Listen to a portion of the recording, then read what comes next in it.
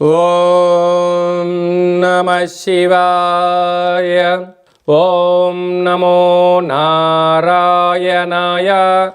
నరదృష్టి నివారణ అక్షర తులాభార కాల భైరవాయ నమో నమః. హరి ఓం. ఆదిత్యాయ సోమాయ మంగళాయ బుధాయ చ గురు శుక్ర శనిభ్యశ్చ రాహవే కేతవే నమో నమః.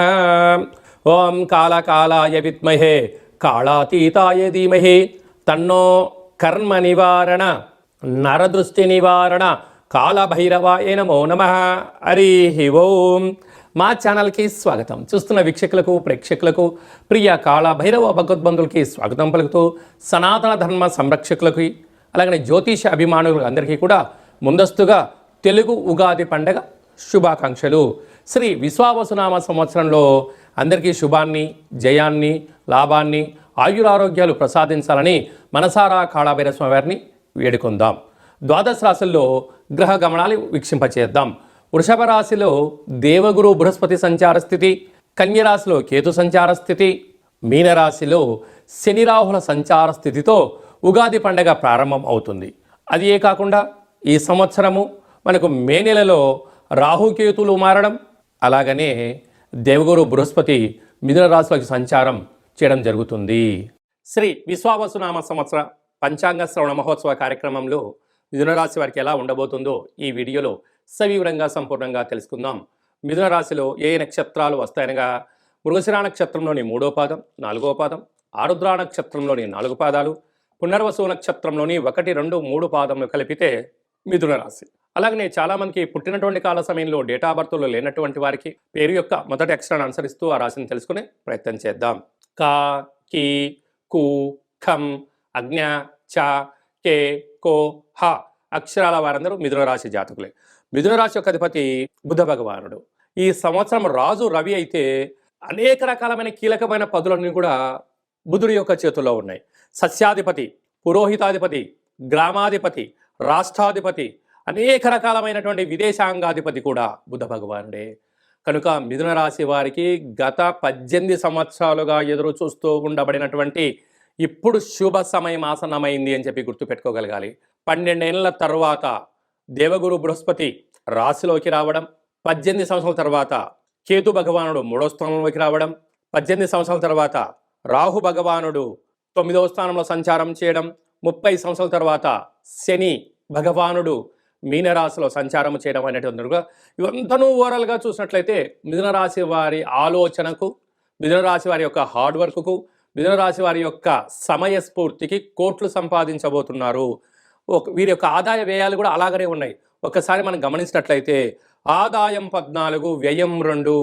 చూడండి, 14 రూపాయలు సంపాదిస్తే కేవలం 2 రూపాయలు మాత్రమే ఖర్చు అవ్వబోతున్నాయి, 12 రూపాయలు మిగిలించబోతున్నారు. కనుక 12 రూపాయలతో స్థిరాస్తులు, చరాస్తులు, షేర్లు, బంగ్లాలు, విల్లాలు, రాబోయే 7 తరాలకు సరిపడినంత ధనం సంపాదించే సమయం ఆసన్నమైందని చెప్పి మిథున రాశి వారు గుర్తుపెట్టుకోగలగాలి. అలాగే రాజపూజ్యం 4, అవమానం 3. మీ మాటకు ఎదురు లేదు, మీ మాట వేదం, మీ మాట శాసనం కాబోయే సమయం ఆసన్నమైంది. కనుక ఇలాంటి కాల సమయంలో చేతి వృత్తుల వారు, మార్కెటింగ్ రంగంలో ఉండబడిన వారు, వ్యవసాయ సోదరీమణులు, గృహ భవన నిర్మాణ కార్యక్రమాన్ని ఆచరింపజేసేవారు, వస్త్ర వ్యాపారాలు, అలాగనే బార్డర్, మిలిటరీ, నేవీ, విశేషమైన ఆర్కిటెక్ట్స్, బిల్డింగ్స్ నిర్మాణం చేసేటువంటి వారు, నిర్మాణ రంగము, వ్యవసాయ రంగము, ఎక్స్పోర్ట్స్ అండ్ ఇంపోర్ట్స్ బిజినెస్ చేసేటువంటి వారు, షేర్ల బిజినెస్లో నడిపించే వారందరికీ కూడా వీలైనంత వరకు, అంటే అధికస్య అధిక ఫలిత అంటారు. అంటే ఏదైనా మనం ఒక పని చేసినప్పుడు మౌనం, ధ్యానం, ఏకాగ్రత, అంటే ఎదిగే కొద్దీ వీలైనంత వరకు మౌనంగా ఉండి తీరాలి. ఏ విషయాన్ని కూడా వెంటనే స్పందించవద్దు.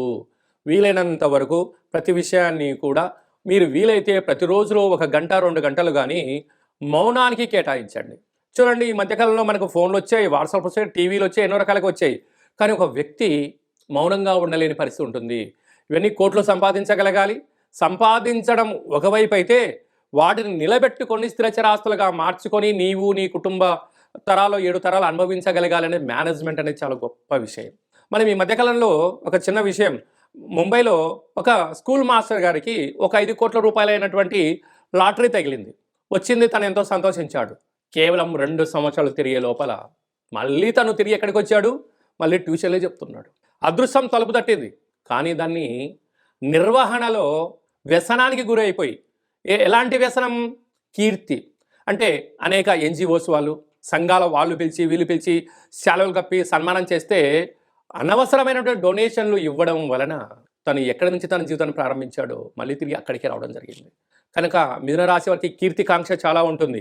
కనుక ఆ కీర్తికాంక్షకు కళ్యం వేయగలగాలి అన్నట్లయితే ప్రతి బుధవారం పూట వీలైతే ప్రతిరోజు బుధహోరలో 1 గంట సేపు మౌనంగా ఉండే ప్రయత్నం చేయండి. అప్పుడు మౌనంగా ఉండడం వల్ల ఏమవుతుంది? నీతో నువ్వు మాట్లాడుకుంటావు, నీ అంతర్గతమైనటువంటి మనసుతో నువ్వు కరెక్ట్ చేస్తున్నావు, నువ్వు రాంగ్ చేస్తున్నావు అనేటువంటి విశ్లేషణ మన మనసులో కలుగుతుంది. కానీ మనిషి అనేవాడు ఏమైపోయాడు అంటే ధర్మాన్ని వదిలేసి, కర్మను వదిలేసి, అంటే రేపు ఏదో జరగబోతుంది అన్న కారణం చేత ఆందోళన, విపరీతమైన ఆవేశము, తనకు తెలియదు చెప్తే వినని పరిస్థితిలో ఉండడం వలన సర్వము పోగొట్టుకొని మళ్ళీ జీవితాన్ని ఎక్కడైతే ప్రారంభించామో అక్కడికి నిలబెడతాం. ఇది బాగానే ఉంటుంది.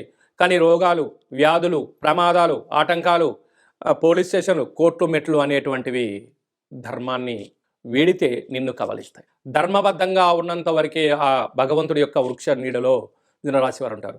కోట్లు రాబోతున్నాయి, కోట్లు సంపాదించబోతారు. సంపాదించిన తర్వాత దాన్ని మేనేజ్ చేసుకోవడం తెలియకపోతే సర్వము పోగొట్టుకునే పరిస్థితి ఉంటుంది. ఇన్ని వేల వీడియోలలో మీరు ఈ వీడియో చూస్తున్నారు అన్నట్లయితే బుధ భగవాను యొక్క ఆశీస్సులు మీ పైన ఉండబోతున్నాయి. కనుక వీలైతే ప్రతిరోజు లేక ప్రతి బుధవారము నెలకొకసారైనా ఓం భ్రాం హ్రీం బ్రౌం సహ బుధాయ నమః అనే మంత్రాన్ని 27 సార్లు వ్రాసి బుధ భగవాను యొక్క తులాభారంలో మీరు ఎప్పుడైతే పాల్గొంటారో, ప్రతి బుధవారం పెసరపప్పుతో కూడుకున్న ధాన్యాన్ని ఎప్పుడైతే తింటారో, వీలైతే ప్రతిరోజు పెసలను మొలకెత్తించి ఆ గింజల్ని ఎప్పుడైతే మీరు తింటారో, మేధాశక్తి, జ్ఞానశక్తి, అపారమైనటువంటి ఆయుధ సంపత్తి మీ దగ్గర ఉంటుంది. బుధ భగవానుడు నన్ను స్మరిస్తే చాలు నేను నిన్ను దీవిస్తాను అని సిద్ధంగా ఉన్నాడు. కనుక స్మరించడం, ధ్యానించడం మానవుని యొక్క ధర్మం. ఆశీర్వదించడం, అపార కుబేర బుద్ధి జ్ఞానం కలిగినటువంటి ఆశీర్వదించడం బుధ భగవాను ఆశీస్సులు అని చెప్పి గమనించాలి. శ్రీ విశ్వావసునామ సంవత్సరంలో రాజు సూర్యభగవానుడు, మంత్రి చంద్రభగవానుడు అవ్వడం వలన ఈ సంవత్సరం ఎర్రటి పంటలకు, ఎర్రటి ధాన్యానికి, ఎర్రటి వస్తువులకు, ఎర్రటి నేలలు, అనేక రకాలమైనటువంటి రాజకీయ ధురంధరులకు చాలా మంచి కాలం అని చెప్పవచ్చు. గ్రామ, రాష్ట్ర, దేశ, ప్రపంచ స్థాయిలో ఎదగాలి అనుకుంటున్న వారికి కష్టే ఫలి, అంటే ఎవరైతే కష్టపడతారో వారు అద్భుతమైన విజయాలు ఈ సంవత్సరం మీ సొంతం చేసుకోవడానికి అవకాశం ఉంటుంది. అదే కాకుండా ఎన్నడూ లేనటువంటి విధంగా ఈ సంవత్సరం మనకు షష్ఠగ్రహ కూటమి, అనగా రవి, చంద్రుడు, బుధుడు, శుక్రుడు, శని, రాహు గ్రహాలన్నీ కూడా మీనరాశిలోనే ఉండగా మనకు ఉగాది పండగ రావడం, ఉగాది పండగ ప్రారంభ మాసమంతను కూడా చతుర్గ్రహ కూటమితో సంచారం చేయడం, ఎన్నడూ లేనటువంటి విధంగా ఈ సంవత్సరంలో 4 పెద్ద గ్రహాలు మారడం, అంతను కూడా కష్టపడి పనిచేసేటువంటి వారికి, ధర్మబద్ధంగా న్యాయబద్ధంగా ఉండబడిన వారందరికీ ఈ సంవత్సరము జయహో అనేటువంటి విజయాలు మన అందరి సొంతమవుతాయి. అది కాకుండా వీలైనంత వరకు భగవంతుడికి భక్తుడికి మధ్య అనుసంధానకర్త అయినటువంటి, అంటే వీలైనంత వరకు ఆధ్యాత్మిక చింతనగా ఉండడం, రోజు ఉతికిన వస్త్రాలు ధరింపచేయడం, మొక్కలకు నీరు పోయడం, సూర్య నమస్కారాలు ఎవరైతే చేస్తారో వారందరికీ కూడా వీలైనంత వరకు ఆరోగ్యము, మనశ్శాంతి ఉండే అవకాశాలు ఉంటాయి. అదే కాకుండా అనేక సంవత్సరాలుగా విజయం కోసం పరితపిస్తున్న వారందరికీ కూడా ఒక భక్త ప్రహ్లాదుడిలాగా, ఒక నారాయణులాగా నిత్యం, అంటే మనకు నారద మహామునిలాగా నిత్యము దైవనామస్మరణ ఎలా చేస్తూ ఉంటారో మనము కూడా ఈ సంవత్సరం వీలైనంత వరకు ఆదివారం పూట, అంటే రాజు సూర్యుడు అవ్వడం వలన ప్రతి ఆదివారం పూట ఇలా ఒక పత్రంలో ఓం హ్రాం హ్రీం హ్రౌం సహ సూర్యాయ నమః అనేటువంటి మంత్రాన్ని ప్రతి ఆదివారం రోజు రాయడం, కుదిరితే రోజు రాయడం, కుదరలేదు 4 ఆదివారాల్లో ఏదో ఒక రోజు రాయడం. ఈ పత్రాలను మాకు పంపించినట్లయితే సూర్యగ్రహ భగవానునికి అక్షర తులాభార మహోత్సవ కార్యక్రమాన్ని ఏర్పాటు చేయడం జరిగింది. ముందు తులాభారము అనగానే మనము విద్యలో కానీ ఉద్యోగంలో కానీ విజయం సాధించినప్పుడు మనము షష్ఠపూర్తి కాల సమయంలో చాలా అరుదుగా చూస్తూ ఉంటాం. ఒకవైపు ధాన్యాన్ని, ఒకవైపు యజమానిని కూర్చోబెట్టి తులాభారం చేస్తూ ఉంటారు.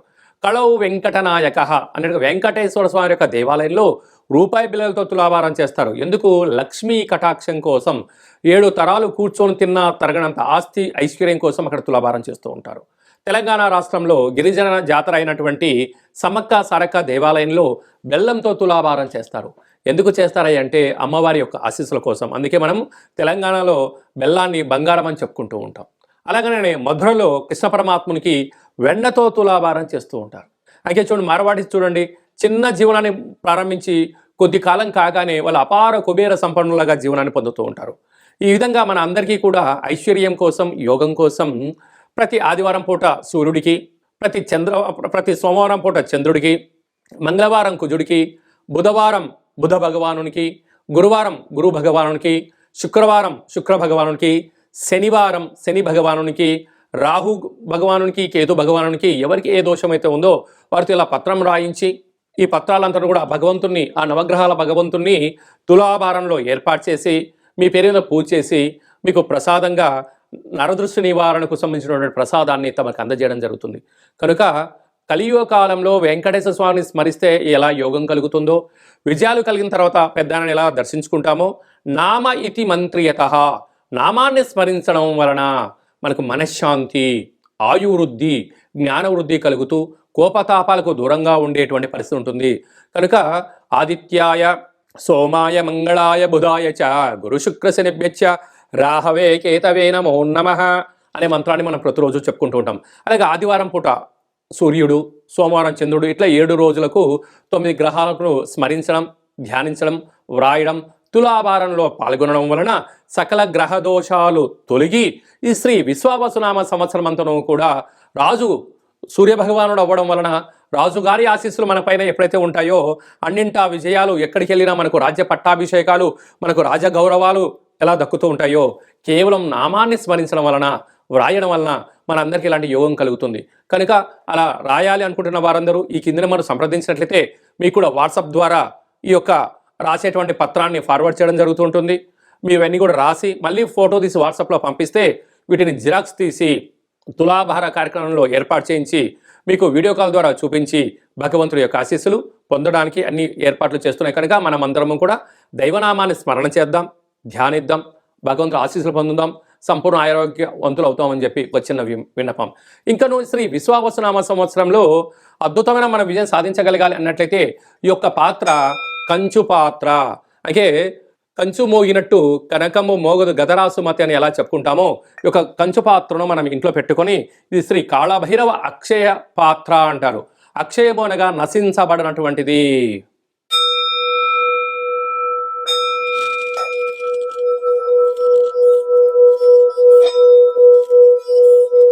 ఈ పాత్రలో 12 రాసులను అచ్చు వేయడం జరుగుతుంది. కనుక ప్రతిరోజు ఉదయం స్నానం చేసి సూర్య నమస్కారం చేసిన తర్వాత 2 అగరబత్తులు వెలిగించి తిప్పి ఇలాగా 12 సార్లు తిప్పడం వలన మనిషి శరీరంలో ఉండబడినటువంటి, హ్యూమన్ బాడీలో ఉండబడినటువంటి మూలాధార, స్వధిష్టాన, మణిపూరక, విశుద్ధ, అనాహత, ఆజ్ఞ అనేటువంటి చక్రాలు వికసింపచేసి వ్యక్తి జ్ఞానిగా మారి రోగం నుండి బయటపడము, నరదృష్టి నుంచి బయటపడము, అనేక రకాల సమస్యల నుంచి తనకు తానే రిలీజ్ అయిపోయి ఆవేశంగా ఉండబడిన వ్యక్తి శాంతంగా మారి ఉన్నతమైనటువంటి విలువలతో కూడిన జీవితాన్ని పొందుతారని చెప్పి గమనించాలి. ఈ అక్షయ పాత్రతో పాటు మీకోసం ప్రత్యేకంగా కాళభైరవ స్వామి యొక్క హోమము, కాళభైరవ స్వామి యొక్క పిరమిడు, డాలరు, కంకణాన్ని ఏర్పాటు చేయించి పూజ చేయించి పంపించడం జరుగుతుంది. కనుక శ్రీ విశ్వావసునామ సంవత్సరం అంతను కూడా గ్రహ గమనాలు అనేకంగా మారుతున్నాయి. కనుక స్వల్పమైనటువంటి ఒడదొడుకులు ఉండినను ఏది శాశ్వతం కాదు అని చెప్పి గమనించాలి. ఈ ఆనందము శాశ్వతము కాదు, ఈ కష్టాలు కూడా శాశ్వతము కాదు. రెంటిని సమస్థితిలో ఏ ఒక్క వ్యక్తి తను స్వీకరిస్తాడో అద్భుతమైన విజయం శ్రీ విశ్వావసునామ సంవత్సరంలో మనం పొందగలము అని చెప్పి గమనించాలి. అదే కాకుండా మీ వ్యక్తిగత జాతకం తెలుసుకోవాలనుకుంటున్నారా? మీ పేరు, పుట్టినటువంటి తేదీ, నెల, సంవత్సరం, సమయం రాసి మీరు వాట్సాప్లో పంపించగలిగినట్లయితే సంపూర్ణమైనటువంటి 100 సంవత్సరాల జాతకాన్ని వ్రాసి పంపించి మీరు పుట్టినప్పుడు గ్రహ గమనాలు ఎలా ఉన్నాయి, ప్రస్తుతం ఎలా ఉంటున్నాయి, రాబోయే కాలంలో ఎలా ఉండబోతున్నాయో సవివరంగా సంపూర్ణంగా జాతకాన్ని వివరించడం, తెలియజేయడం జరుగుతుందని చెప్పి గమనించాలి. అలాగే చాలామందికి పుట్టినటువంటి కాల సమయంలో డేటా ఆఫ్ బర్త్లో లేనటువంటి వారికి పేరు యొక్క మొదటి అక్షరాన్ని అనుసరిస్తూ రాశిని తెలుసుకొని ప్రయత్నం చేస్తూ రాశి యొక్క గ్రహ గమనాలు, రాశి యొక్క ఆదాయ వ్యయాలు, రాశి యొక్క రాజపూజ్య అవమానాలు, ఎలాంటి ఇబ్బందులు ఉన్నాయి, ఎలాంటి యోగాలు ఉన్నాయో కూడా మీకు గవ్వల ద్వారా, రమణ శాస్త్రం ద్వారా, కాళభైరవ ఉపాసన చేత భూత, భవిష్యత్, వర్తమానాన్ని తెలియజేయడం జరుగుతుంది. కనుక జీవితాన్ని జాతకాన్ని తెలుసుకొని ప్రయాణం చేయగలిగితే ఉన్నంతకాలం చీకటిలో కాకుండా వెలుగులో మన జీవితం ఉంటుందని చెప్పి గమనించాలి. లేకపోతే మీరు చీకట్లో ఉంటూ మిమ్మల్ని నడిపించేవారు కూడా చీకట్లో ఉన్నట్టయితే జీవితం అంధకారం అవుతుంది. అదే ఒక జ్ఞానితో, అదే ఒక వెలుగులో ఉండబడిన వ్యక్తితో, సక్సెస్ అయిన వ్యక్తితో మీరు ప్రయాణం చేస్తే మీ జీవితంలో కూడా ఉన్నతమైనటువంటి శిఖరాలు అధిరోహించి రాజసన్మానం, గజ సన్మానం మన సొంతం అవుతుంది. కనుక జాతకాన్ని తెలుసుకుందాం, కష్టాలను తొలగించుకుందాం, ఐశ్వర్య స్వాగతం పలుకుదాం అని చెప్పి గమనించాలి. ఈ సంవత్సరం అంతా కూడా అందరికీ శుభం, జయం, లాభం కలగాలని కోరుకుంటూ ఆశీర్వచనం.